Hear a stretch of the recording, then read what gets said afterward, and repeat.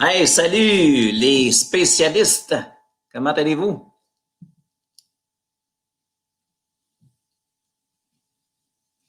On va attendre une petite minute. Il n'est pas tout à fait 10 heures. Oui, 10 heures. Il est 10 heures. Alors, comment ça va ce matin? Est-ce que vous avez bien dormi?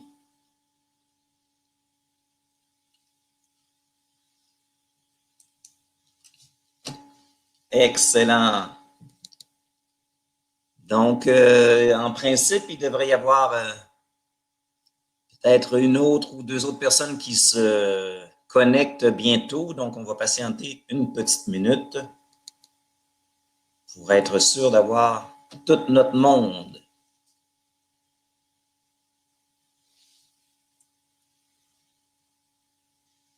Oui, oui, il y avait des orages assez spectaculaires dans la nuit passée. Effectivement, moi aussi, ça m'a réveillé à quelques reprises.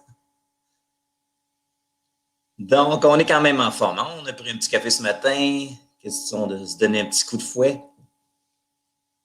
Alors, je vais tout de suite envoyer la première question, la rendre disponible.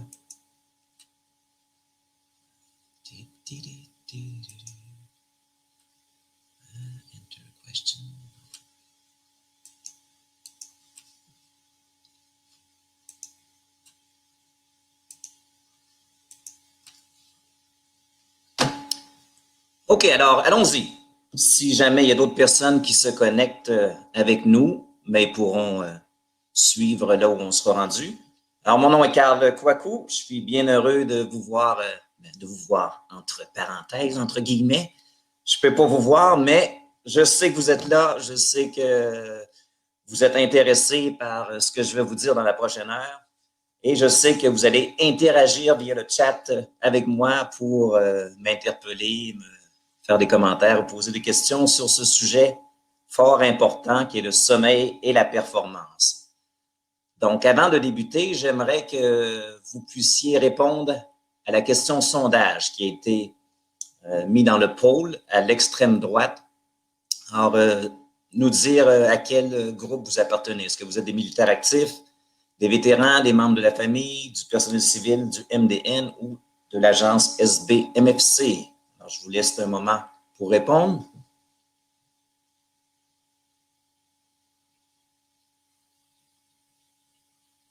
Voilà. OK. Excellent. Alors, juste avant de débuter, c'est-à-dire que là, pour les prochaines minutes, je vais fermer ma caméra, garder mon micro ouvert, évidemment, mais fermer ma caméra pour qu'on puisse se concentrer davantage là, sur le contenu de la présentation là, que je vous fais ce matin.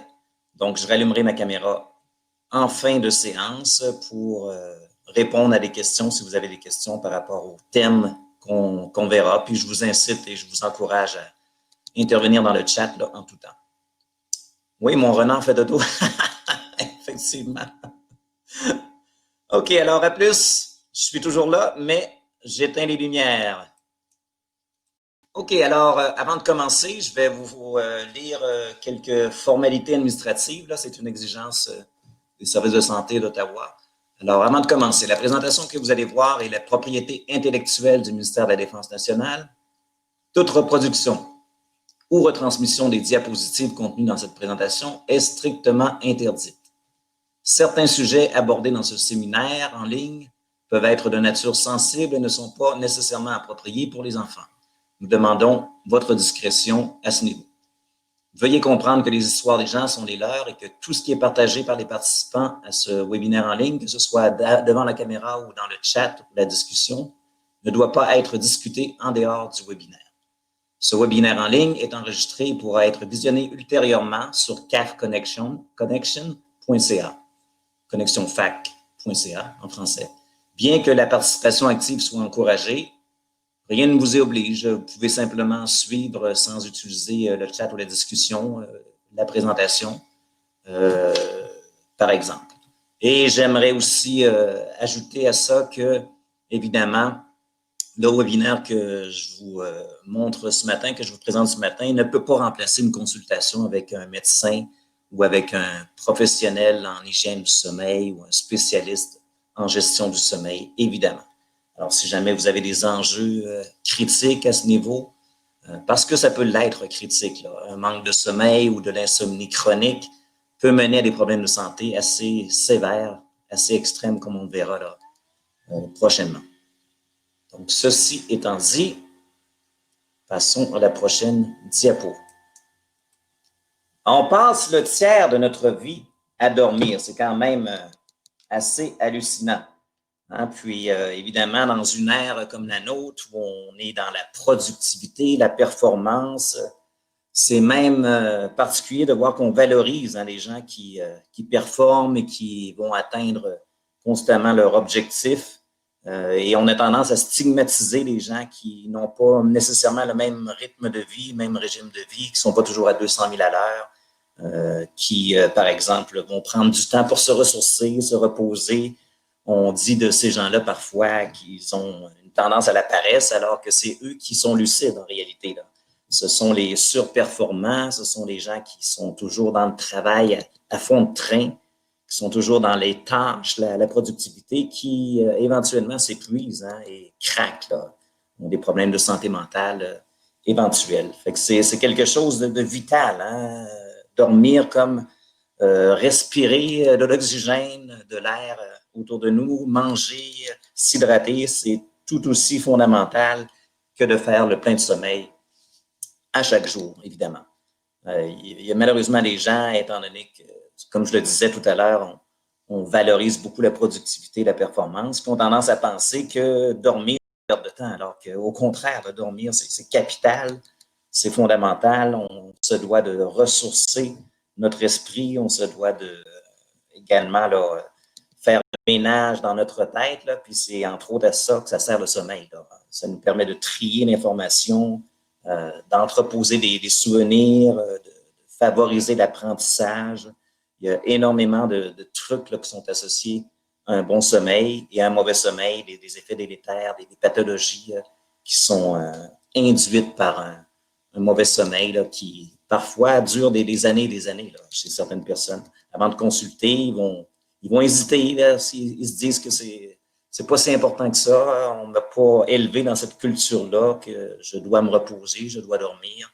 On m'a élevé dans la culture où je dois être toujours à fond la caisse et dans la performance et la productivité.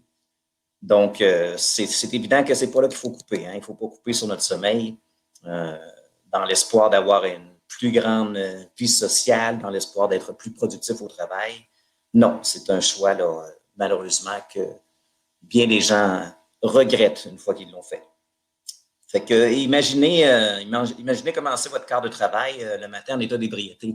C'est un peu ça, être en déficit de sommeil. Là, les effets qui sont induits par un manque de sommeil sont à peu près comparables à ce qu'on appelle faculté affaiblie par l'alcool ou la drogue. Là. Donc, il y a, par exemple, une difficulté à prendre des décisions, une distorsion dans les perceptions, une diminution de la vigilance, de l'attention, une baisse dans la performance physique, mais aussi une baisse dans la performance cognitive. On dit même qu'un éveil prolongé continu de 21 heures consécutives va affecter votre capacité de conduire un véhicule de façon équivalente à un taux d'alcool de 0,08, imaginez. Alors, c'est un des facteurs les plus souvent mentionnés hein, dans les accidents de la route. Là, la fatigue, oui, il y a l'alcool au volant, la drogue au volant, mais il y a aussi la fatigue au volant. Il y a des gens qui carrément s'endorment derrière le volant. Des fois, c'est momentané, c'est quelques secondes, quelques fractions de secondes, mais c'est suffisant pour provoquer un accident. Alors, on dit aussi que 3 jours de plus de nuit de sommeil de moins de 6 heures par nuit est associé à un déclin des performances cognitives de 20 fait que simplement 3 nuits dans la semaine où on dort moins de 6 à 7 heures peut être associé à un déclin de nos capacités mentales. C'est pas rien. C'est quand même des données très, très significatives. Donc, comme c'est indiqué ici, on passe le tiers de notre vie à dormir, ce qui fait qu'à l'âge de 80 ans, on aura dormi en moyenne 26 ans et 240 jours dans notre vie. C'est quand même un beau chiffre à mentionner comme ça. Donc, ça démontre à quel point, pour l'être humain, dormir, comme toutes les espèces animales d'ailleurs, le sommeil est fondamental. Donc, c'est un besoin physiologique qui est vital. C'est quelque chose qui est important pour maintenir notre santé sur le plan physique, sur le plan mental et sur le plan de la gestion des émotions. Hein. Les gens qui, justement, ne dorment pas suffisamment ont tendance à être davantage irritables et avoir des difficultés au niveau de la gestion de leurs émotions. Le sommeil optimal, c'est aussi quelque chose qui, comme je l'ai dit précédemment, va avoir un impact sur notre niveau de performance. Hein. Si on est des athlètes, si on est des militaires, si on est des personnes qui travaillent dans les milieux de travail où les exigences sont élevées, le manque de sommeil va interférer avec la dite performance. On dit que chez les militaires, d'ailleurs, un sommeil optimal va être critique hein, pour la réussite d'une mission. C'est absolument capital que notre bataillon, que notre troupe soit bien reposée lorsqu'on est en mission où les exigences sont vraiment très, très extrêmes.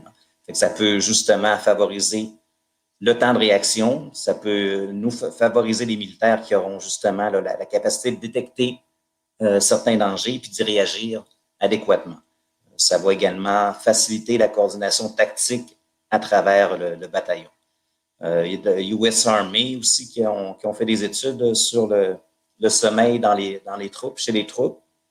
Ils se sont aperçus que le déficit de sommeil est associé à des niveaux de morale très, très bas chez les soldats, peut être associé aussi à un plus grand nombre d'accidents de travail, peut être associé à des problèmes d'altération du jugement, peut être associé aussi à une plus grande prédisposition aux maladies mentales comme le PTSD, tous les troubles de stress opérationnel, l'anxiété, la dépression. Également, un plus grand risque de blessures musculo-squelettiques lorsqu'on fait des exercices ou lorsqu'on fait des séances de conditionnement physique. Fait que c'est quand même des informations là, qui devraient être prises en considération par notre organisation. Puis ils le sont hein, dans la nouvelle stratégie santé des Forces armées canadiennes. Le sommeil, justement, est un des piliers là, importants là, où il faut faire de la sensibilisation, de l'éducation des soldats à ce niveau. Prochaine diapo. Alors, le besoin de sommeil varie selon l'âge de façon très importante. On voit que les nouveau-nés passent pas mal la journée à dormir, entre 14 et 17 heures. En grandissant, le besoin de sommeil s'atténue, diminue, mais il reste quand même très, très élevé jusqu'à l'adolescence. Hein? Jusqu'à l'âge de 14 à 17 ans, le besoin de sommeil est de 8 à 10 heures. Là. C'est quand même important de les laisser dormir, les ados, là, de ne pas les traiter de paresseux si on tendance à rester dans le lit longuement. Ils ont besoin de ce sommeil-là. C'est vital pour le développement de leur cerveau, de leur système nerveux central. Il y a même des études dans les journaux spécialisés comme Pediatrics qui ont déterminé, qui ont démontré que les adolescents ou les enfants d'âge préscolaire et les enfants d'âge scolaire, de même que les adolescents qui n'atteignent pas ces cibles de sommeil-là, mais sont beaucoup plus susceptibles d'être impulsifs, d'avoir des troubles d'hyperactivité. Ils sont beaucoup moins tolérants au stress également. Fait que la gestion du stress avec un mauvais sommeil est compromise fortement. Et ils ont aussi des difficultés à gérer leurs émotions. Donc, très, très important. Puis lorsqu'on parle du sommeil de l'adulte, mais là, on parle d'une cible pour la plupart d'entre nous, âgés de 18 à 64 ans, de 7 à 9 heures par jour. Donc, c'est sûr qu'il y a une certaine variabilité individuelle au niveau des besoins de sommeil, mais en général, c'est la cible qu'on devrait tous poursuivre et atteindre. Puis, de plus en plus d'études démontrent que les gens qui dorment moins de 6 heures par nuit, mais sont à risque d'engendrer une dette de sommeil, qui ne sont pas en mesure de récupérer. Là. Même si la fin de semaine, ils dorment plus, ils ne sont pas en mesure de récupérer la dette de sommeil. Puis cette dette de sommeil-là peut entraîner des désordres métaboliques, des problèmes de santé, toutes sortes de pathologies, là, comme on le verra là, un peu plus tard. Certaines données statistiques aussi démontrent que 60% des adolescents montrent des signes de somnolence diurne, donc ont tendance à s'endormir dans la classe, par exemple, le jour. Et 15% d'entre eux s'endorment en classe carrément. Là. Ils vont s'endormir pendant des périodes parfois là, qui durent quelques minutes, mais tout de même, ils vont s'endormir carrément là, lorsqu'ils sont en cours ou en formation. Donc, ce n'est pas à négliger. La puberté aussi, c'est marqué par des changements importants au niveau de l'horloge biologique, ce qui fait que leur cycle naturel veille-sommeil peut fluctuer là, justement pendant la croissance. C'est quand même des choses à prendre en considération. Lorsque j'atteins cette diapo, sommeil de l'athlète, oui, juste avant d'en arriver à ce que j'avais en tête, on voit ici sur cette diapositive-là le rôle aussi essentiel que joue le sommeil chez la personne qu'on considère athlétique, pardon, une petite gorgée d'eau, ou la personne qui a un régime d'entraînement élevé.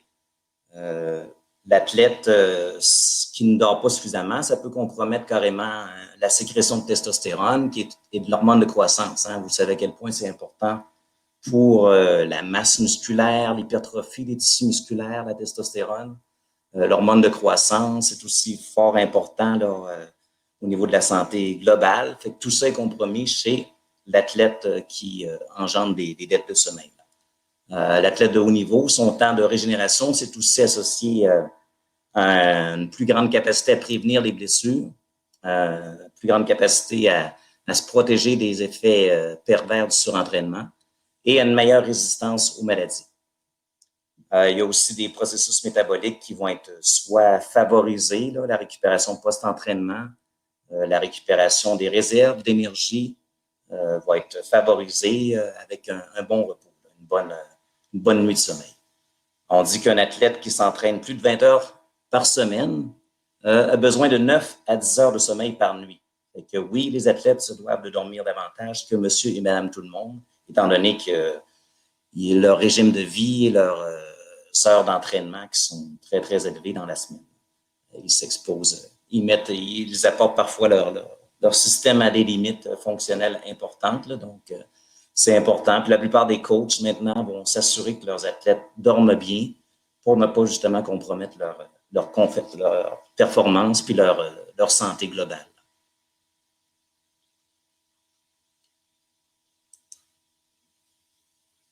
Prochaine diapo.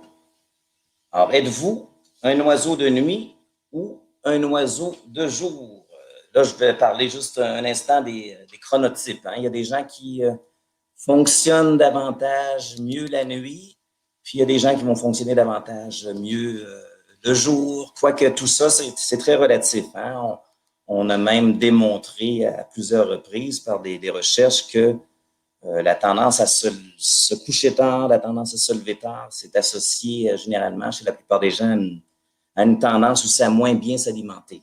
Ces gens-là mangent davantage de malbouffe, ont tendance à négliger leur alimentation, ont tendance parfois à faire moins d'activité physique parce qu'il y a un dérèglement du cycle circadien. Ça joue beaucoup sur notre niveau d'énergie, sur notre vitalité. Ces gens-là aussi ont tendance à passer beaucoup trop de temps sur l'écran, sur les téléphones cellulaires ou les tablettes. Et il y a aussi un risque inhérent à tout ça, qui est le gain de poids. Hein. Ça peut engendrer carrément chez certaines personnes l'obésité ou le surpoids. Là. Donc, c'est pas nécessairement naturel, par exemple, de travailler la nuit. Hein. Pour l'être humain, d'ailleurs, la plupart des travailleurs de nuit, à long terme, développent des problèmes de santé. Là. On est fait pour dormir la nuit. La noirceur, c'est un signal là, qui communique au corps que c'est le temps de se reposer, de refaire le plein d'énergie. Alors, testez votre niveau de somnolence. Ici, je peux vous partager un petit document qui est fort intéressant que vous pourrez là, utiliser là, éventuellement, ce qu'on appelle l'échelle d'Epworth. Voilà, je vous envoie ça. Vous me direz si ça fonctionne. C'est partagé. Donc, vous verrez le lien Internet apparaître en principe là, sur l'endroit où vous allez pouvoir vous soumettre à ce test qu'on appelle l'échelle d'Epworth. Fait que c'est en réalité pour vérifier votre état de somnolence. Là. La somnolence, qu'est-ce que c'est? Mais c'est un état intermédiaire entre la veille et le sommeil. C'est caractérisé par la tendance que certaines personnes ont à s'assouplir pendant la journée s'ils ne sont pas stimulés. Niveau de vigilance, c'est le contraire de la vigilance, en réalité, de la somnolence. Là.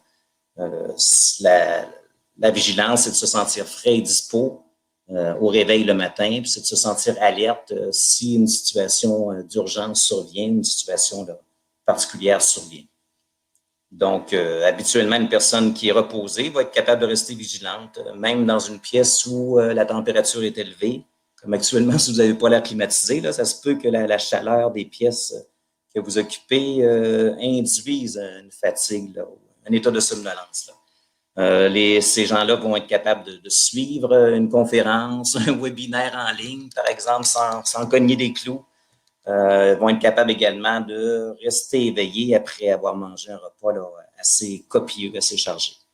Alors qu'une personne en déficit de sommeil, mais dans ces contextes-là, peuvent s'endormir ou ressentir un état de somnolence. Là, pendant une réunion, en écoutant un film, en allant voir une pièce de théâtre, par exemple, ces gens-là vont carrément parfois s'endormir sur leur siège.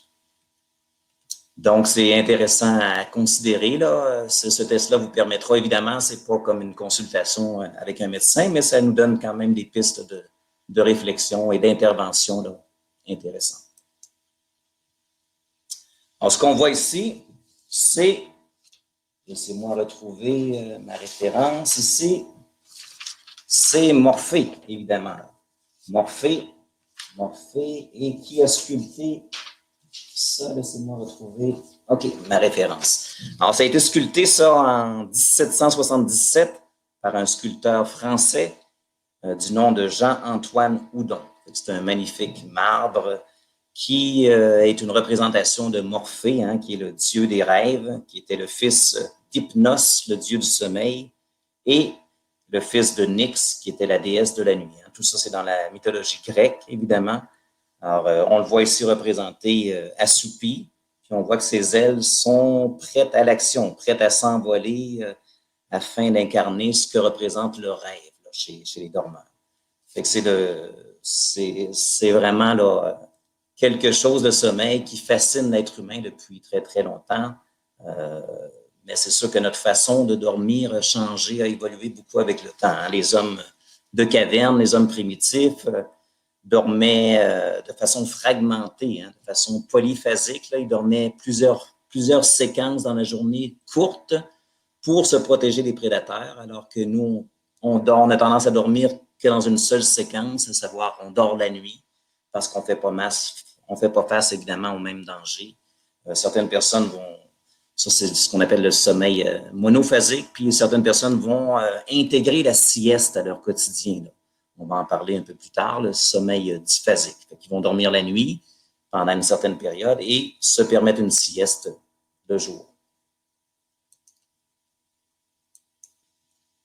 Alors, ce qu'on voit ici, ce sont les cycles normaux du sommeil.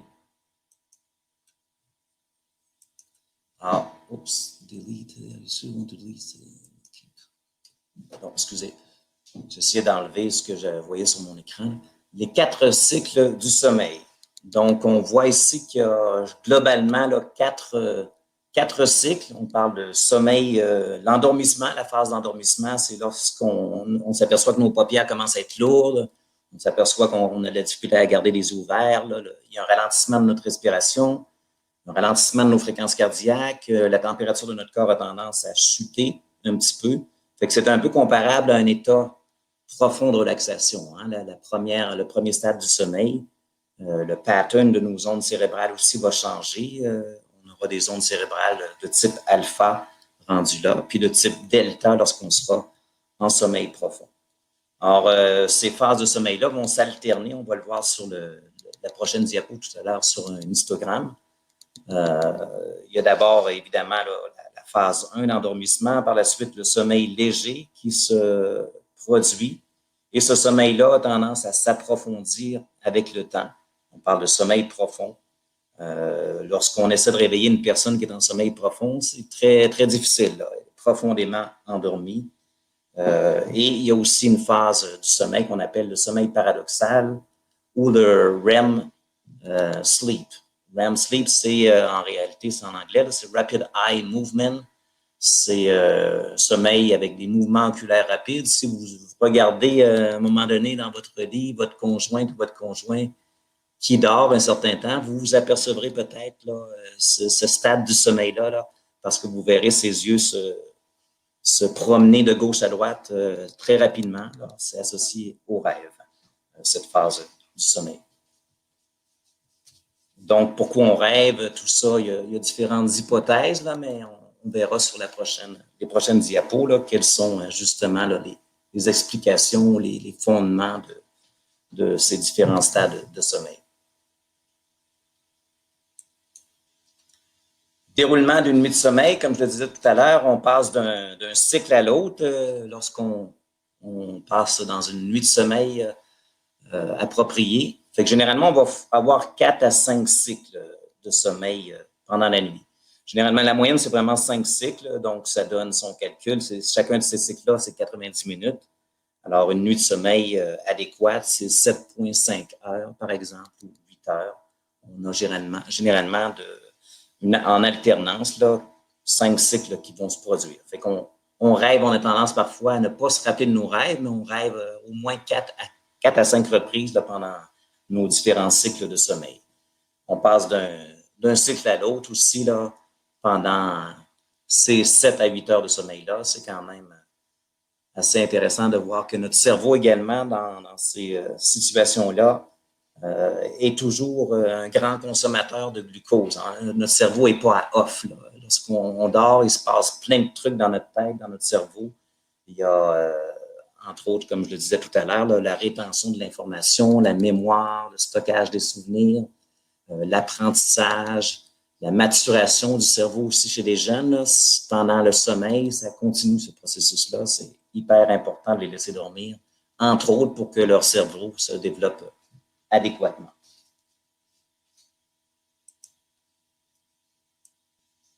Je ne passerai pas trop de temps là-dessus. Alors, à quoi ça sert dormir? Dormir, ça sert à beaucoup de choses, comme on va le voir là, dans cette diapo, mais on parle entre autres de ces deux différentes phases du sommeil, le sommeil profond versus le sommeil paradoxal. Sommeil profond, sommeil lent, c'est associé aux fonctions somatiques, c'est-à-dire que si on a des cellules qu'il faut réparer, des tissus qu'il faut réparer, c'est pendant la nuit que ça se passe tout ça. D'où l'importance de laisser les athlètes dormir, de laisser les gens qui font de l'entraînement physique intensif, d'encourager, de valoriser le sommeil pour que cette réparation des tissus puisse se faire. Qu'on soit athlète ou pas, ça se fait. Comme vous le savez, on a des milliers de cellules, des millions de cellules qui meurent à chaque jour. Il faut les réparer et les remplacer. Il y a également une grande libération d'hormones de croissance pendant ce stade-là du sommeil. Puis, ça nous permet également de rester en équilibre, hein, dans un état d'homéostasie, que de se retrouver en sommeil lent, en sommeil profond. Au niveau de la récupération physique, mais évidemment, fréquence cardiaque, pression artérielle, les muscles, la température du corps, tout ça change pendant ce stade du sommeil. On va également là, favoriser la synthèse des protéines, on va favoriser la synthèse de plusieurs hormones là, qui vont avoir un rôle critique justement dans l'entretien des os, des muscles et des tissus qui sont endommagés. Et on va évidemment refaire le plein d'énergie, construire notre résistance à la fatigue pendant cette période-là de la nuit, évidemment. Au niveau du sommeil paradoxal, le sommeil associé au rêve, mais là, on parle de fonctions davantage neurocognitives, à savoir les fonctions là, cérébrales et mentales. Donc, comme je le disais pour les adolescents, pour les adultes également, parce que le cerveau, c'est un organe qui est plastique, c'est un organe qui ne cesse pas de se développer. Hein. Des connexions neuronales, il s'en produit, il s'en crée là, à chaque jour. Hein. Dès qu'on apprend quelque chose de nouveau, bang, des nouvelles connexions se font, des nouveaux synapses se créent. Donc, c'est important pour ça, entre autres. selon les hypothèses là, invoquées par les scientifiques qui étudient le sommeil, le rêve, le sommeil paradoxal, serait associé, entre autres, à ces processus. Mémoire, donc entreposage d'informations, apprentissage, comme je disais précédemment, réactivation d'informations vitales à la survie. Fait que ça, c'est un peu le legs des hommes des cavernes. On a dans notre cerveau des mécanismes, des processus qui se sont développés avec l'évolution et auxquels on fait appel encore aujourd'hui pour survivre. Alors, évidemment, une phase de sommeil tout aussi fondamentale. C'est le fun, rêver, avouez, là. Faire des rêves, c'est palpitant. On fait des choses dans nos rêves qu'on n'arrive pas à faire dans la réalité. C'est plaisant de rêver. On peut même s'amuser à faire un journal de rêve, hein, puis à tenter de décortiquer tout ça éventuellement là, par l'introspection. Là, pourquoi je rêve à telle chose. C'est quand même assez intéressant de faire cet exercice. Maintenant, les effets du manque de sommeil sont vraiment désastreux, là, comme je le disais là, en introduction. Beaucoup d'effets là, négatifs associés au sommeil. Des effets, évidemment, qui sont assez faciles à quantifier et à observer, entre autres des niveaux de fatigue importants, une baisse de vitalité, d'énergie. On s'en aperçoit, hein, dès qu'on a une mauvaise nuit de sommeil, on n'a pas la même capacité à faire face, la même capacité à gérer les choses et à exécuter les choses. Il y a aussi sur le plan mental une perte de capacité d'attention, une perte de vigilance, la capacité de traitement de l'information est ralentie considérablement. On peut avoir des amnésies ou des pertes de mémoire. On peut, sur le plan de l'humeur, être irritable, être agressif davantage, avoir plus tendance aussi à la colère, hein, cette émotion qui est la colère, là, qui parfois va nous submerger. Il peut y avoir aussi des épisodes de désorientation, de somnolence diurne, à savoir que dans la journée, on est au travail, on est à la maison et on se sent fatigué, on a tendance à vouloir dormir. Il y a évidemment une augmentation des risques de développer énormément de maladies, dont le diabète de type 2, parce que ça compromet tout ça, la résistance des tissus à l'insuline. Il y a aussi risque d'hypertension artérielle. Plusieurs maladies cardiaques sont également potentiellement là, en cause dans les problèmes d'insomnie ou de manque de sommeil. Sur le plan de l'obésité, un risque très présent aussi parce que ça va complètement chambouler là, la sécrétion de certaines hormones qui vont contrôler notre appétit. Là. On va produire, entre autres, beaucoup plus de gréline, hein, qui est une hormone qui nous fait manger ou avoir faim. Puis, ça diminue malheureusement la production de leptine qui, elle, a l'effet contraire, là, diminue l'appétit. Fait qu'entre autres, on va le voir sur une prochaine diapo, là, il y a vraiment de l'interférence avec cette tendance au surpoids là, associée au mauvais sommeil.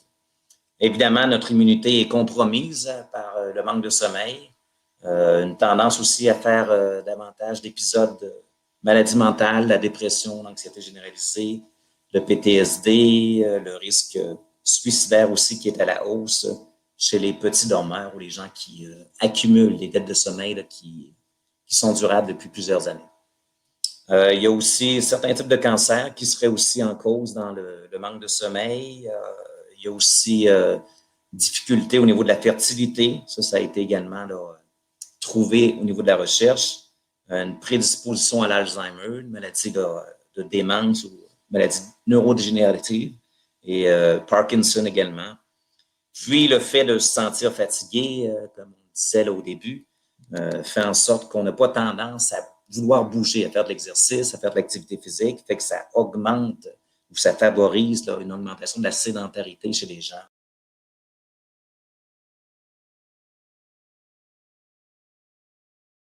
D'accidents de voiture, par exemple. Un seuil critique, on voit ici en bas que ça peut engendrer des hallucinations, ça peut engendrer une altération de nos perceptions sensorielles, une pensée incohérente, du délire. Hein. D'ailleurs, il y a des expériences de torture hein, de la CIA qui ont utilisé la privation du sommeil là, pour induire justement, là, pour favoriser le fait que des gens torturés vont nous livrer des réponses ou vont nous livrer de l'information sensible. Ça a été utilisé aussi au niveau de la Deuxième Guerre mondiale là, par les nazis comme technique d'endoctrinement, technique de lavage de cerveau. Donc, important de dormir sur plusieurs plans, comme on le voit ici. Ce qu'on voit ici sur cette diapo spécifiquement, c'est la relation qui existe entre le manque de sommeil et l'obésité.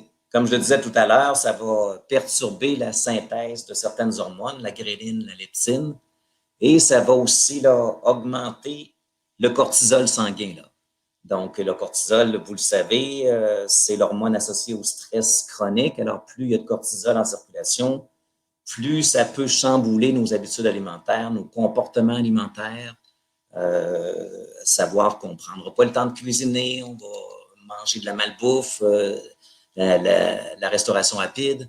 On a tendance à vouloir aussi se réconforter par l'effet réconfortant de la nourriture, manger des trucs qui sont gras, salés ou sucrés pour s'alimenter.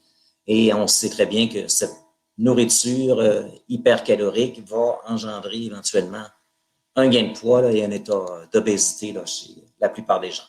Ça induit aussi une fatigue qui est reliée au fait qu'on n'a pas envie de bouger, fait qu'on néglige le fait de faire notre activité physique quotidienne. Fait qu'on dépense moins d'énergie, on en absorbe plus, ce qui crée, c'est pas compliqué, un état d'obésité. Les effets du manque de sommeil en milieu de travail, cette fois-là. Donc, ça, c'est également un facteur critique dans les environnements de travail. C'est important d'avoir du monde reposé si on veut que le rendement, la performance de nos équipes de travail soit adéquate. On a peut-être à faire quelque chose là, pour favoriser ou améliorer la sensibilisation des gens à l'importance du sommeil. Santé, sécurité compromise, accidents et blessures à la hausse. Il peut y avoir aussi un problème de motivation chez les personnes qui sont trop fatiguées, problème d'insatisfaction, une hausse des conflits interpersonnels. Ça va aussi compromettre notre capacité de créativité et d'innovation que de se sentir constamment fatigué. Notre mental ne fonctionne pas bien, donc on n'arrive plus à trouver des solutions innovantes, on n'arrive plus à être créatif dans la résolution de nos problèmes. Ça peut entraîner chez certains aussi des comportements qui sont contraires à l'éthique, comme un risque accru d'inconduite sexuelle, de harcèlement, par exemple. Ça peut entraîner des bris de relations, ça peut entraîner beaucoup de détresse émotionnelle. Cette détresse-là, parfois, fait en sorte que les gens ont tendance à se replier sur eux-mêmes, à s'isoler, à se mettre à l'écart. Et évidemment, le fait de rentrer au travail fatigué fait en sorte qu'on a tendance à être somnolent pendant la journée.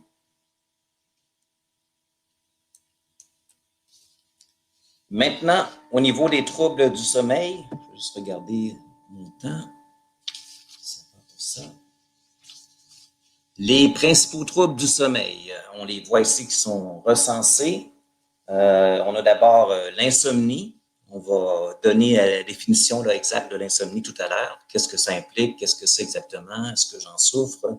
Encore pour ça, il y a des instruments de mesure là, pour le déterminer. Puis évidemment, rien ne remplace une consultation avec un professionnel si jamais on a un doute ou si jamais on commence à avoir des dysfonctionnements ou des difficultés dans la journée à fonctionner à cause de nos problèmes de sommeil. C'est important d'aller consulter. Mouvement périodique des jambes ou le syndrome des jambes sans repos, il y a la paralysie du sommeil, la cataplepsie, terreur nocturne, cauchemar, somnambulisme, l'apnée du sommeil qui est quand même assez présente dans notre société. Là. Beaucoup de gens, malheureusement, ne se doutent pas qu'ils souffrent d'apnée du sommeil jusqu'à temps que leur partenaire de vie n'en puisse plus, de l'entendre ronfler puis de l'entendre faire du bruit comme ça toute la nuit. C'est souvent dans ce contexte-là, dans ces circonstances-là, que les gens ont tendance à les consulter. Là. Ils se sentent fatigués la journée, mais eux, ils considèrent que c'est normal, alors que c'est pas normal de se sentir constamment fatigué. L'apnée du sommeil, ce sont des arrêts respiratoires multiples pendant la nuit qui durent de 15 à 30 secondes chacun.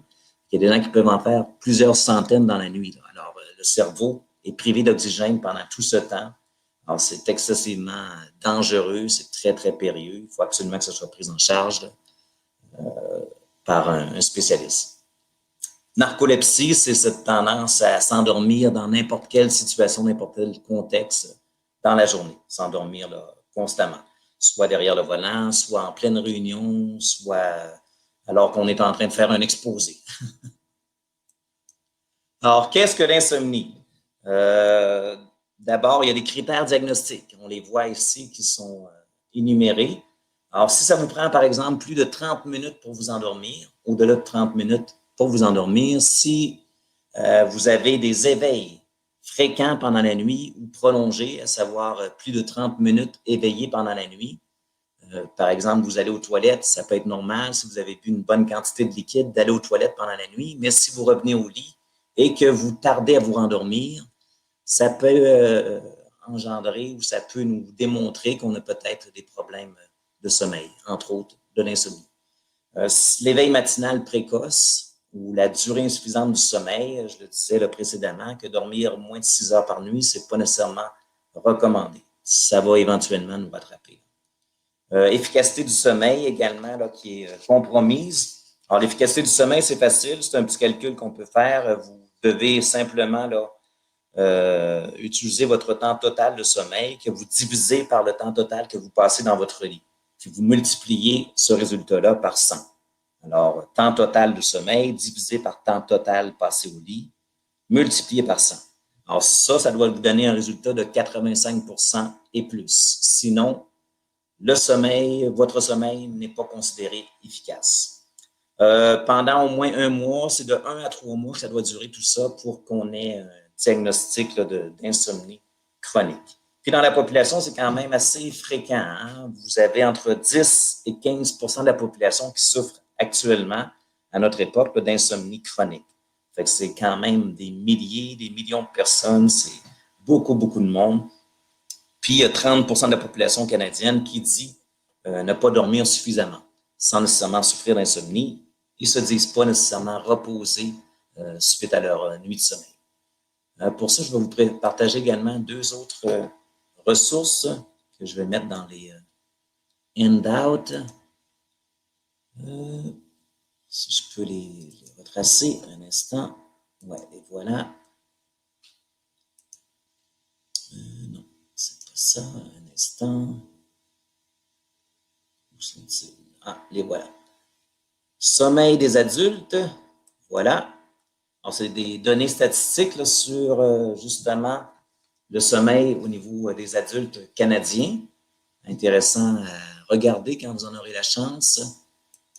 Vous avez d'autres ressources aussi que je vais vous partager sur un peu un constat statistique également, mais cette fois-là, qu'on peut voir chez la population des enfants. Voilà, ici. Alors, les adultes canadiens dorment-ils suffisamment et les enfants canadiens dorment-ils suffisamment? Très intéressant à regarder avec vos jeunes ou à regarder entre nous. Un beau sujet de discussion là, encouragé. Voilà, je retourne à ma présentation. Alors, il faut aussi réaliser que l'insomnie, ça peut être aussi un symptôme, hein, un symptôme d'une maladie sous-jacente, ça peut être symptomatique d'un problème de santé là, particulier, ça peut être relié à de l'hypothyroïdie, par exemple, ça pourrait être un problème de dépression, ça pourrait être un problème d'abus de substances, abus d'alcool, par exemple, là, qui pourrait être un de ces troubles de santé sous-jacents. Fait que c'est important, si jamais ça se maintient dans le temps, d'aller chercher de l'aide et d'aller consulter pour ne pas que tout ça puisse nous rendre encore plus malades. Fait qu'il n'y a pas de définition unique pour l'insomnie, mais globalement, on s'entend sur ces critères diagnostiques là, pour dire qu'une personne souffre ou non d'insomnie. Alors, y a-t-il des facteurs de risque associés à l'insomnie? Absolument, absolument. Il y a plusieurs facteurs de risque qui sont en cause dans tout ça. Vous avez entre autres le fait d'avoir un niveau d'activation mentale constant, le fait d'être en hypervigilance, par exemple. Les personnes qui sont hypervigilantes ou anxieuses n'arrivent pas à se décompresser lorsque l'heure du coucher arrive. Bien au contraire, là, ils ont tendance à être distraits par leurs pensées négatives, ruminantes. Et c'est très difficile dans ce contexte-là de tomber endormi. Style de personnalité, il y a des profils de risque, les surperformeurs, comme je vous disais tout à l'heure, là, ceux qui sont dans le boulot là, constamment, la performance, la productivité, les perfectionnistes, les anxieux, les gens qui restent ancrés dans la colère, qui n'arrivent pas à gérer leur colère adéquatement, bon, ils l'accumulent, puis ils l'intensifient justement, là, ils se ressassent constamment les épisodes de colère et ce qui l'a déclenché dans leur tête, alors ça nuit à notre capacité de tomber endormi, évidemment. Tendance à refouler ses émotions.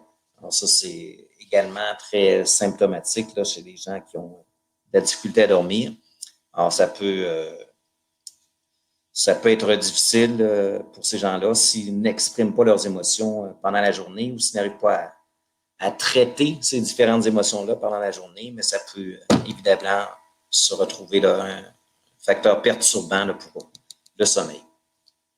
Problèmes médicaux, comme je le disais tout à l'heure, il y a des maladies ou des problèmes médicaux qui sont en cause là, dans tout ça. La dépression entre autres, là, puis les troubles d'abus de substances, de toxicomanie peuvent en être des exemples, par exemple. L'hypothyroïdie aussi, entre autres. Facteur de risque aussi, on dit que être une femme en général, les femmes semblent plus prédisposées à l'insomnie alors que les hommes sont davantage, eux, sujets à des troubles comme l'apnée du sommeil, par exemple. Il y a des changements hormonaux qui surviennent chez les femmes, vous savez, les règles, grossesse, la ménopause, tout ça, ça peut expliquer pourquoi davantage de femmes peuvent souffrir d'insomnie. Évidemment, il y a le vieillissement qui est associé à des problèmes d'insomnie.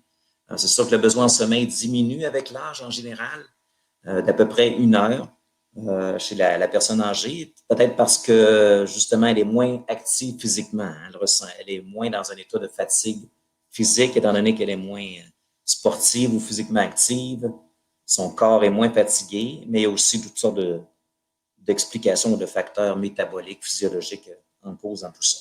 Fait que le sommeil et le vieillissement, justement, là, j'ai une autre ressource à vous partager par rapport à ce sujet-là, à ce thème-là, si vous voulez en savoir plus là-dessus, vous pourrez regarder ce que je vous partage à l'instant là. Le sommeil et le vieillissement. Des histoires familiales d'insomnie. Fait qu'il semblerait aussi, selon la littérature, que le fait d'avoir une famille avec des gens qui font de l'insomnie nous prédisposerait à en faire nous-mêmes.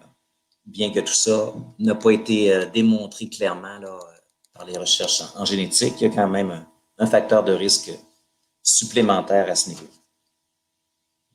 Alors, il y a des facteurs évidemment donc prédisposants, des conditions préexistantes comme la douleur chronique hein, aussi qui peuvent perturber là, véritablement notre quantité, notre qualité de sommeil, des troubles de l'humeur, comme je le disais tout à l'heure, l'état dépressif, évidemment, certains autres problèmes comme les dysfonctions de la vessie. Il y a des gens qui ont des vessies un peu hyperactives, alors ils ont constamment envie d'uriner pendant la nuit. Fait que ça, à un moment donné, ça devient perturbant pour tous les cycles du sommeil et la somme du sommeil dans la nuit.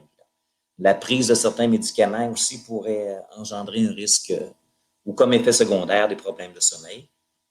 Évidemment, dans les facteurs précipitants, mais c'est sûr que si on vit une séparation, un divorce, des événements de vie qui sont très stressants, mais c'est sûr que ça va éventuellement là, avoir un impact sur notre capacité à dormir. Si on vit des expériences émotionnelles chargées ou très, très fortes, si on vit des changements de routine, par exemple des déménagements chez les militaires, des mutations, tout ça, changement de travail, changement de poste, tout ça peut engendrer là, un épisode temporaire ou durable d'insomnie.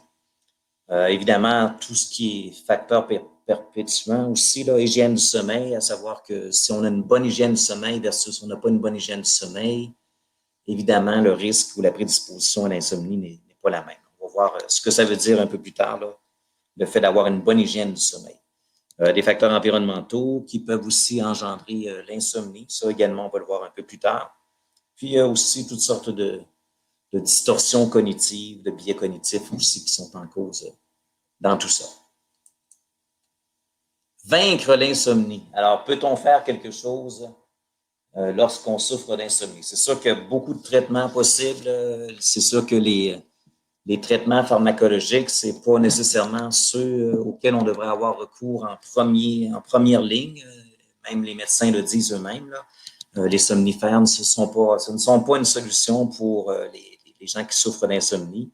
Ça peut, de façon temporaire, améliorer l'état d'une personne, mais on sait très, très bien qu'il y a énormément de risques et d'effets secondaires reliés à l'utilisation exagérée de ces somnifères-là. Alors, les benzodiazépines, les sédatifs, tout ça, les anxiolytiques, des antidépresseurs qui sont parfois prescrits, mais qui viennent avec un niveau de risque important. Dans les traitements non pharmacologiques, c'est surtout là qu'on devrait investir temps, énergie et effort, mais c'est la modification de l'environnement, par exemple, qui va favoriser parfois l'endormissement ou le sommeil de meilleure qualité. Quand je parle d'environnement, c'est la chambre à coucher. On va voir à quoi devrait ressembler la chambre à coucher là, idéale tout à l'heure.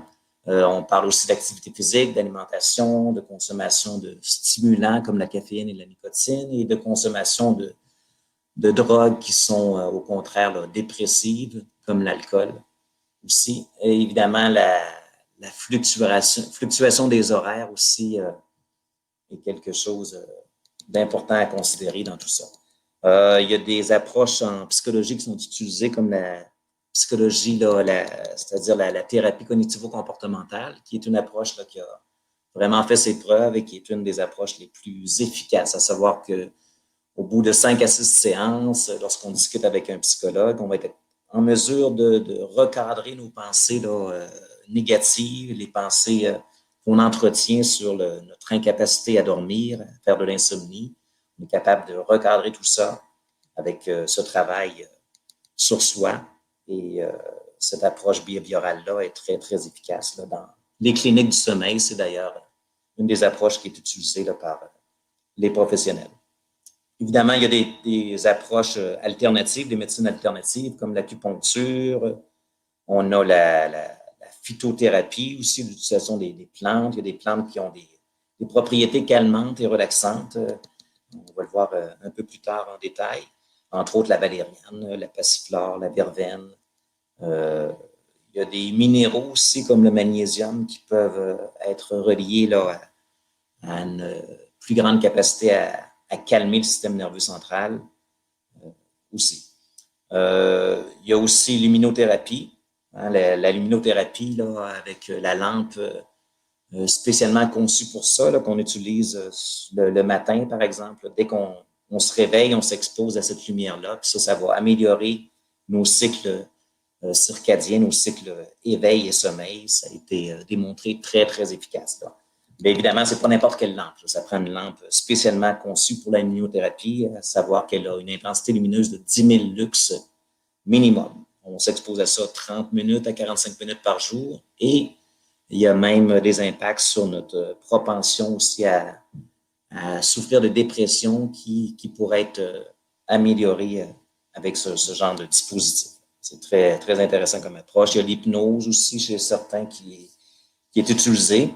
Et évidemment, on entend parler beaucoup de la mélatonine qui est une hormone hein, dans notre cerveau qui est produite par la glande pinéale et qui a pour particularité de nous aider à tomber endormi et qu'on produit naturellement là, en passant dès qu'il commence à faire noir à l'extérieur, dès qu'on se retrouve dans un milieu là, comme la chambre à coucher, notre production de mélatonine augmente. Là.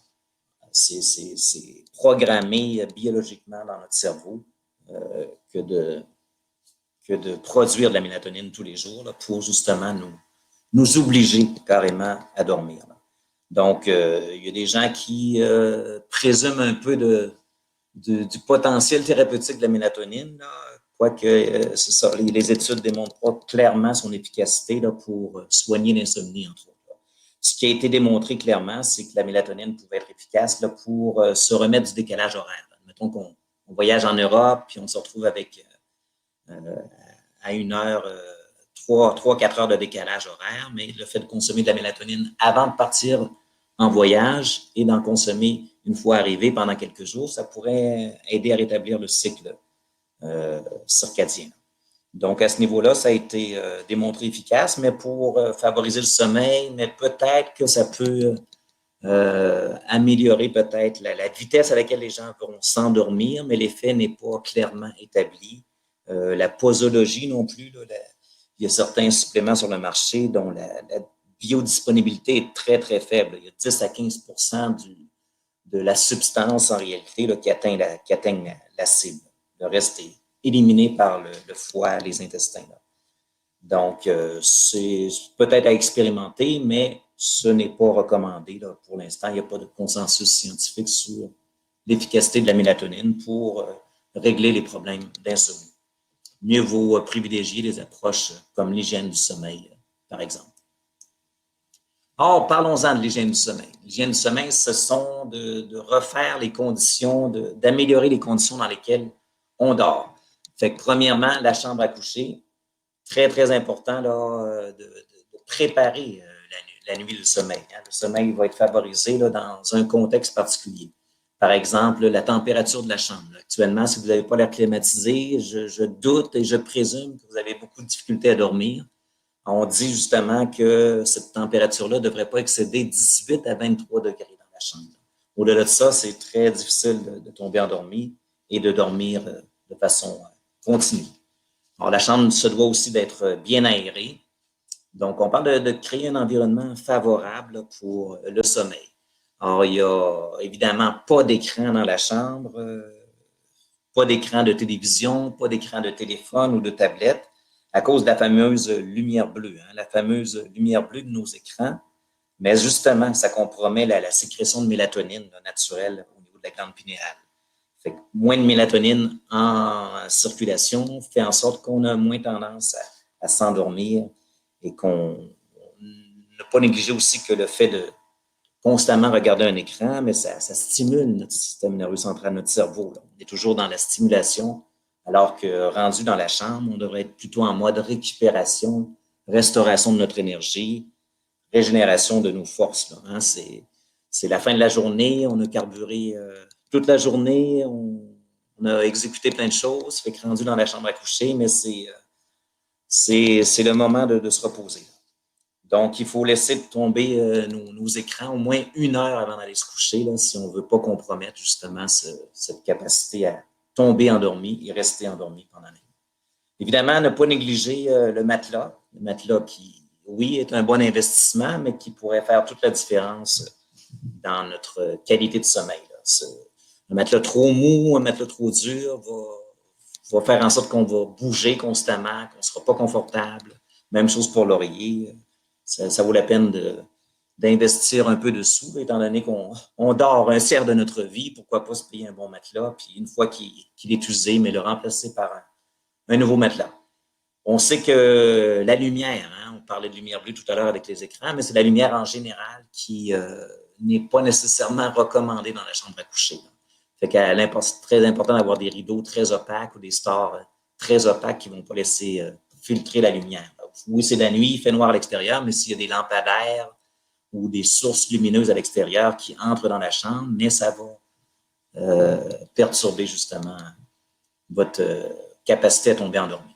Fait que pour ça, on peut mettre ce qu'on appelle un loup hein, devant nos yeux, là, un petit masque spécialement conçu pour les yeux. Si on n'arrive pas à créer le contexte idéal ou si on vit dans une habitation où on est submergé par la lumière ou qu'on n'arrive pas à neutraliser toutes les sources lumineuses, on pourrait se mettre ce petit truc sur les yeux là, pendant la nuit.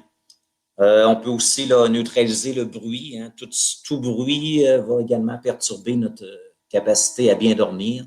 Alors, se mettre des bouchons d'oreille, ça peut être aussi là, fermer la fenêtre, c'est embêtant si on n'a pas la climatisée et qu'on veut tout de même avoir un petit air frais qui circule dans la chambre. Là. Mais c'est ça, le bouchon d'oreille pourrait être une alternative à ce niveau-là.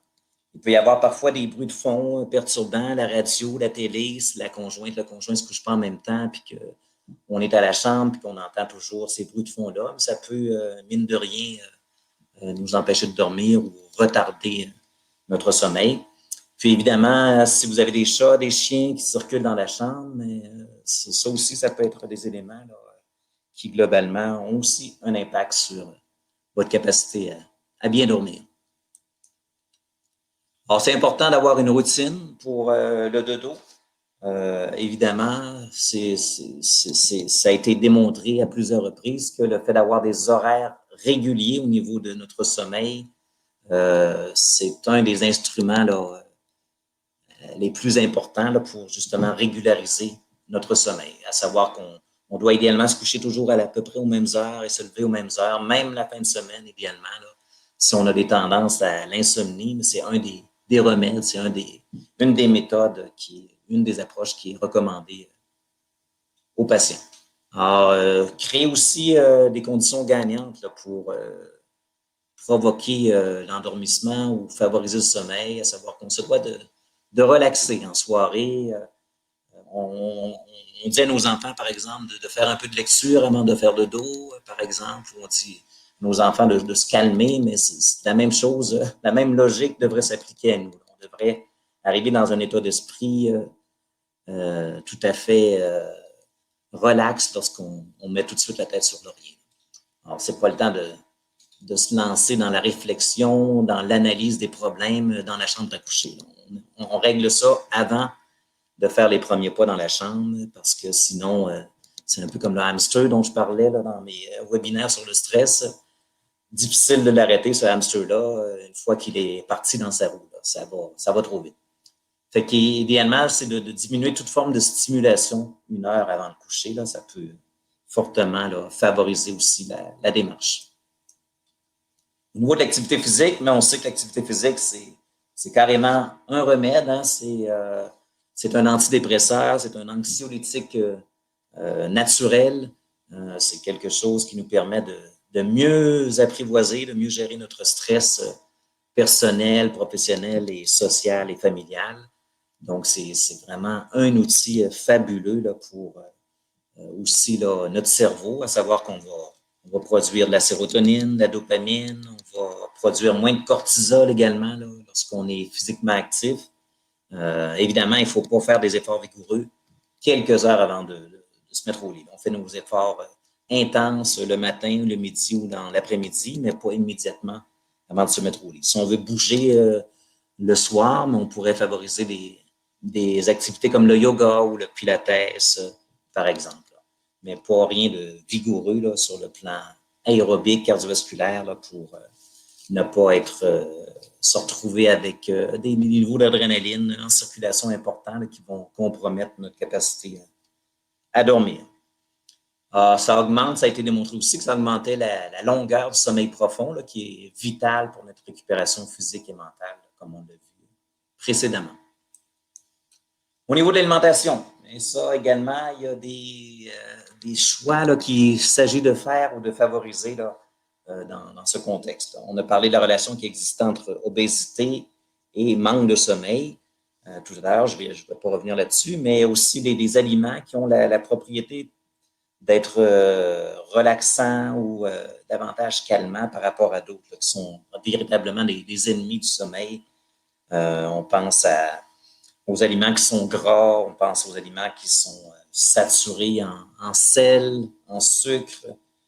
Si par exemple vous mangez ce genre de choses avant de dormir, ça risque d'être difficile. Hein? Vous allez avoir des malaises gastro-intestinaux, c'est lourd, on ne se sent pas bien.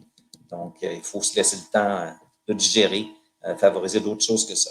On sait que les épices aussi peuvent avoir un impact à ce niveau-là, la viande, aussi des aliments qui sont riches en eau parce qu'ils ont un effet diurétique, au niveau des boissons, on parle du thé, on parle du café, évidemment, de l'eau gazeuse qui contient de la caféine, des boissons énergétiques, évidemment, le jus d'orange aussi avec la vitamine C pourrait avoir un impact sur une difficulté à dormir la nuit venue.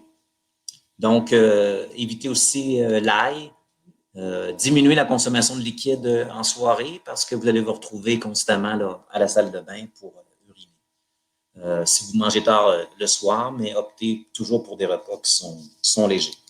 Et il y a aussi des aliments qui ont apparemment des vertus là, somnifères. On parle de banane, peut-être à cause du tryptophane qui est contenu dans la banane. Mais on parle aussi des cerises et du jus de cerise parce que ça contient naturellement de la mélatonine, la cerise. On parle aussi de manger plutôt des féculents, des pâtes, des céréales, des légumineuses, aussi là, pour favoriser le sommeil plutôt que du junk food. Il y a le tofu également, la laitue et les épinards qui pourraient être des options pour le bon sommeil, des amis du sommeil.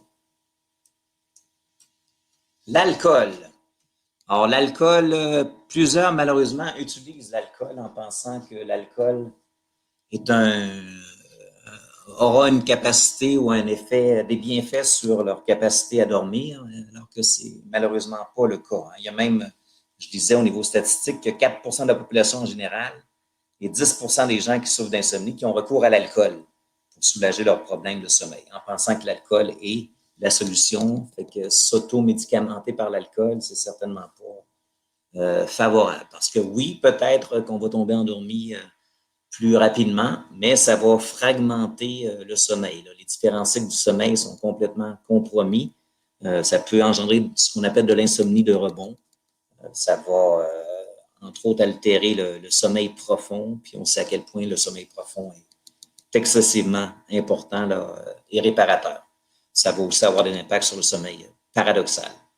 Fait que les gens qui consomment de l'alcool en grande quantité aussi vont avoir tendance à se réveiller plus fréquemment pendant la nuit. Fait que oui, ils tombent endormis vite et ils ronflent très, très fort. Les gens qui font un peu d'abus d'alcool ou qui ont exagéré un certain soir, mais ils vont se réveiller peu de temps après, puis avoir de la difficulté à se rendormir par la suite. Puis évidemment, le lendemain, c'est la gueule de bois, c'est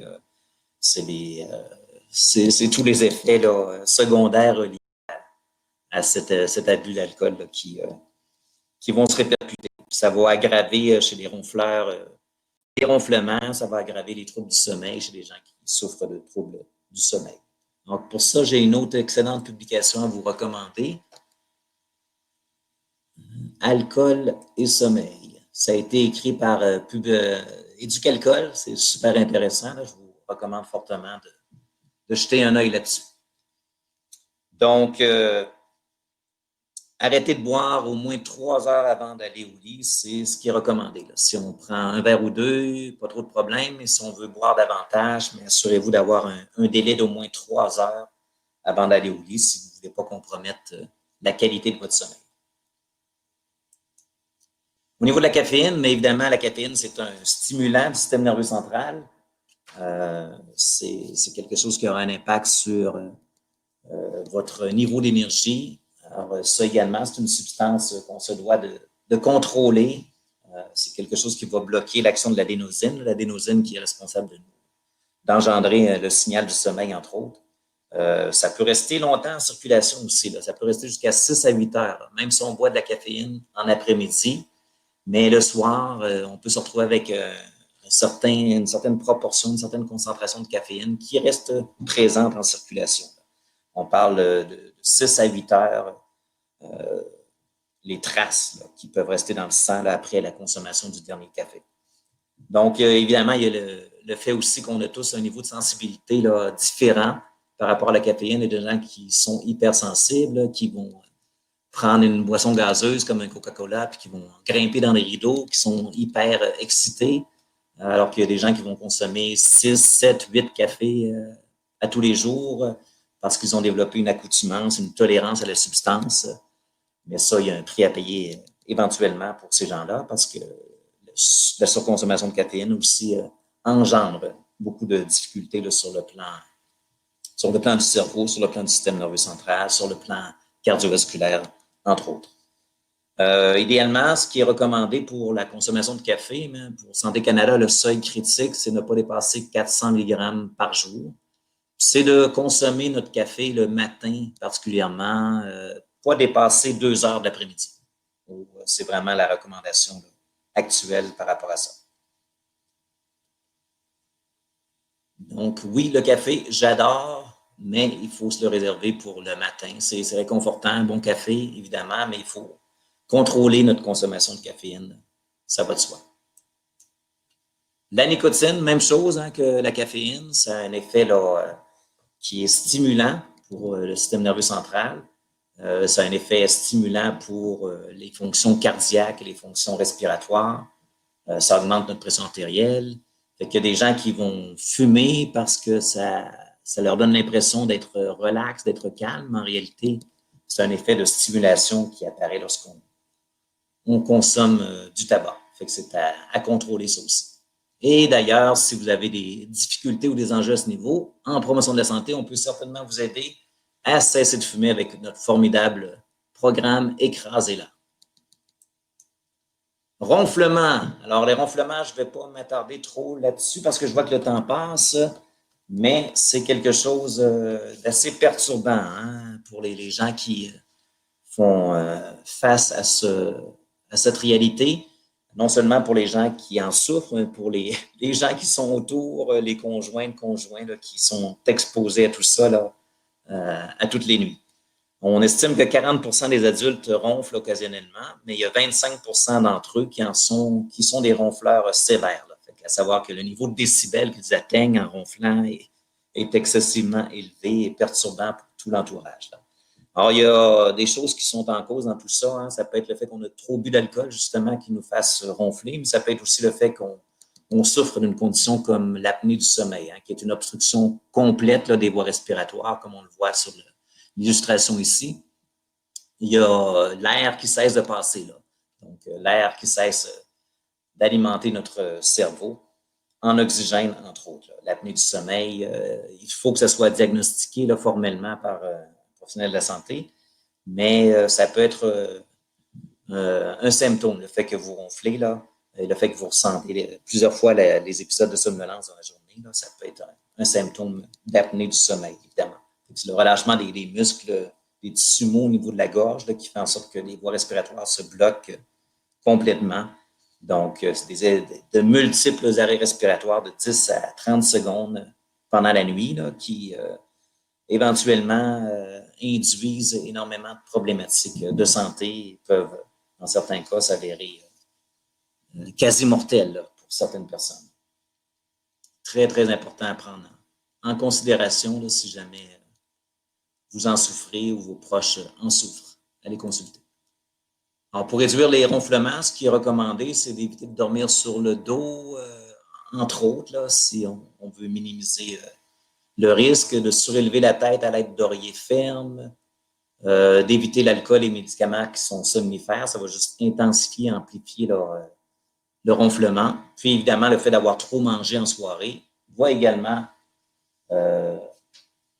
amplifier ou intensifier les ronflements. La sieste, il est recommandé, de plus en plus les experts s'entendent là-dessus, que ça a des effets bénéfiques, la sieste, mais tout est relatif. Il faut que ce soit des siestes courtes, à savoir qu'elles ne durent pas plus que 30 minutes, puis il faut les faire avant 3 heures de l'après-midi. Fait que si vous ressentez un petit moment de défaillance dans la journée, mais on l'a compris en Europe, hein, en Italie, en Espagne, au Portugal, c'est même institutionnalisé, c'est culturel, ils font la sieste là-bas. Puis, il se retrouve que les employés sont davantage productifs là, lorsqu'ils mettent dans leur quotidien cette fameuse siesta. Fait que ça a même été démontré en laboratoire que ça pouvait augmenter les performances cognitives ou intellectuelles d'à peu près 20 là, le fait de faire une simple sieste pendant la journée. Mais évidemment, ce n'est pas recommandable pour les gens qui souffrent déjà d'insomnie parce que le fait de dormir le matin ou l'après-midi va encore plus compromettre leur capacité à tomber endormi le soir venu. Fait que vous pouvez l'expérimenter, mais évidemment, dans notre société, ce n'est pas nécessairement bien vu ou encouragé. Mais dans le contexte actuel où on est en télétravail, pourquoi pas l'expérimenter là, si besoin se fait sentir, là, si ça vous tente de l'expérimenter. Alors, vos trucs pour vous endormir. Fait qu'on a parlé de pas mal de choses, mais vous pouvez peut-être dans le chat m'en signaler quelques-uns. Qu'est-ce que vous faites pour favoriser votre sommeil, là? Est-ce que ça ressemble à ce que j'ai encouragé dans la présentation ou est-ce que vous avez des trucs vraiment spécifiques à nous partager? Je vous invite à utiliser le chat là, pour nous renseigner.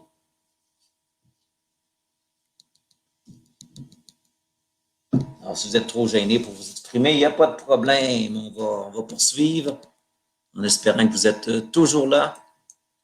Alors, un truc pour le sommeil, mais je l'ai déjà mentionné, très, très important d'avoir une routine. Alors, de se coucher, de se lever à des heures régulières, d'avoir vraiment des heures uniformes pour le coucher et pour le réveil. Éviter de manger trop lourdement, d'éviter de manger des repas qui sont gras, qui sont trop protéinés aussi le soir, parce que ça demande énormément d'énergie à digérer tout ça et de temps. Évidemment, restreindre, interdire toute consommation de caféine après 2 heures de l'après-midi. Aussi, noter que la caféine, on retrouve ça dans le chocolat. Il y a aussi le sucre qui pourrait avoir un effet aussi stimulant. Si on mange, par exemple, de la crème glacée extrême chocolat juste avant de dormir, ça risque d'être un peu difficile. Alors, ce qu'on peut faire aussi, si on n'arrive pas à trouver le sommeil, c'est de prendre un bon livre plutôt que de lire notre fil d'actualité sur Facebook. Non, il faut davantage favoriser le livre, l'ouvrage papier pour calmer le mental. Évidemment, on laisse de côté nos iPads et téléphones justement 1 heure avant d'aller au lit. Toute source de lumière dans la chambre devrait être atténuée, à savoir que si on a un radio-réveil digital qui émet de la lumière, mais on pourrait masquer ça en mettant une serviette ou un tissu par-dessus le réveil matin. Le bruit également, c'est la même chose. S'il y a quelque chose dans la chambre qui fait un petit bruit en sourdine, qui est constant, ça pourrait être quelque chose d'envisager de changer la chose. Technique de relaxation, si on n'arrive pas à se calmer l'esprit ou à arrêter notre mental, mais de mettre de l'avant des techniques comme la relaxation musculaire progressive. Alors, vous contractez vos muscles pendant quelques secondes, vous les relâchez, vous faites ça pour l'ensemble de votre système musculaire, puis globalement, c'est calmant, c'est relaxant. Même chose pour l'autosuggestion, le training autogène de Schultz, où vous dites des choses comme « je suis calme, je suis détendu, je suis capable de bien dormir ». Et ça, votre mental, éventuellement, va s'ancrer à ça et va engendrer, tout ça engendrera une réponse de relaxation profonde. Évidemment, la respiration profonde, ça serait le moment peut-être opportun dans la journée, si vous avez négligé de le faire pendant la journée, de respirer profondément. Vous avez le temps, prenez quelques minutes pour le faire, ça va juste être favorable. Alors, s'étirer, faire du yoga, des choses comme ça peuvent aussi améliorer notre capacité à tomber endormi.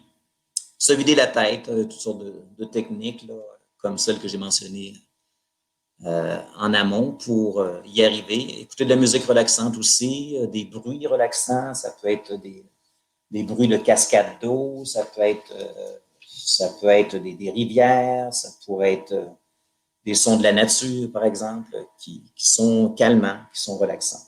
Ça peut être aussi ce qu'on appelle les bruits blancs. Les bruits blancs, le white noise, c'est-à-dire il y a des applications qui sont utilisées pour ça, pour engendrer des bruits blancs, un peu comme le bruit d'un ventilateur, c'est ce qu'on appelle un bruit blanc.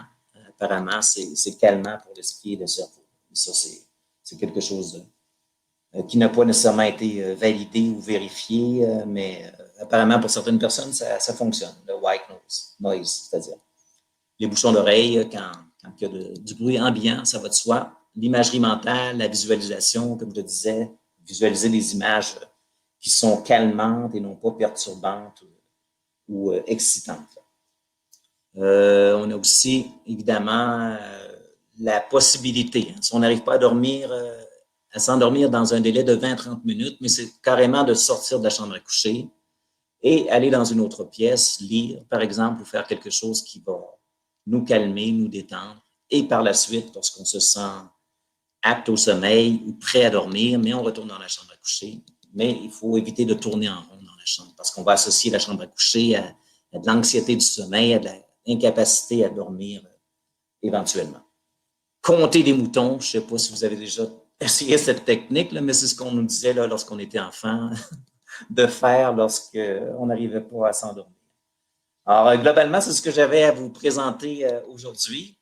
Le sommeil, c'est vraiment un élixir de vie, c'est vraiment un besoin critique pour tout être humain. Alors, j'espère que vous allez investir temps, énergie, effort pour améliorer la qualité de votre sommeil et que vous iriez consulter là, des spécialistes ou des professionnels de la santé si jamais vous avez des difficultés critiques à ce niveau. Alors, j'ai utilisé ces différentes références pour préparer ma présentation. Et, ici au Québec, on a des experts là, que sont, entre autres, Charles Morin, Jean-Pierre Chaput également, qui sont des sommités dans le domaine de la recherche sur le sommeil. Roger Godbout aussi, qui est très, très calé dans la matière, qui travaille à l'Institut universitaire de santé mentale de Montréal. Vous avez sur Internet beaucoup, beaucoup de références également là, qui sont disponibles. J'avais autre chose à vous partager dans mes ressources juste avant de terminer. Je vais vous partager qu'est-ce qui me restait? Sommeil, clé de la performance. On parle de sommeil chez l'athlète dans cette ressource-là. Et vous avez comme dernière ressource,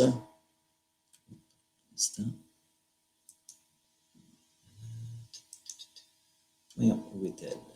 Est-ce qu'il me reste quelque chose? Bon, j'arrive pas à la voir. Handouts. OK, elle est là.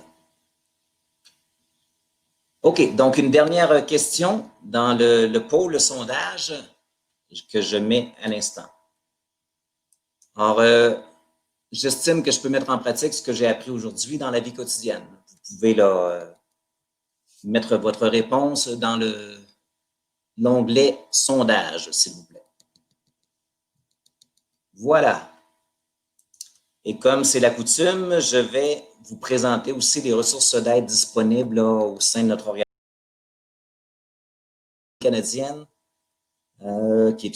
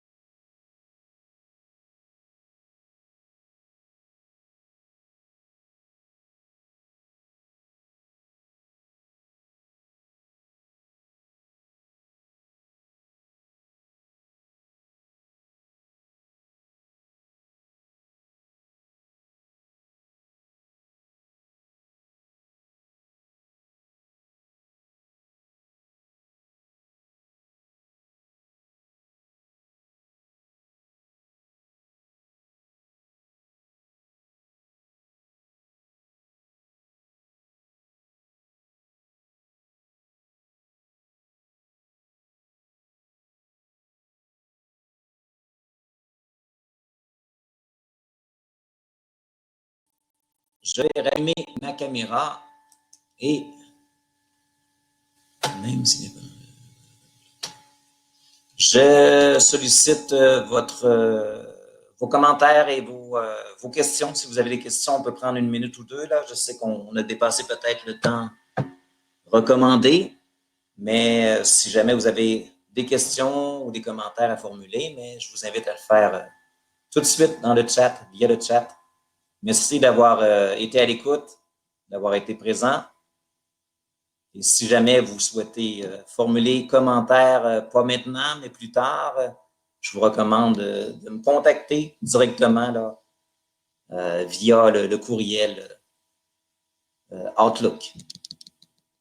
Et de nous visiter aussi à nos bureaux Promo Santé, là, qui sont situés dans toutes les bases des Forces armées canadiennes. On est là pour vous, on est à votre service, alors profitez de nos bons services, ça nous fera plaisir. Alors, je vous souhaite une excellente journée et j'espère que tout ça a été utile et que vous avez appris quelque chose et que vous allez mettre en pratique quelques-uns des conseils que je vous ai véhiculés pendant la présentation. Alors, merci. Je vous souhaite une excellente journée. Prenez soin de vous et bonne nuit pour ce soir. Bye bye tout le monde. Je mets fin à la session. Bonne nuit au renard. Bye bye.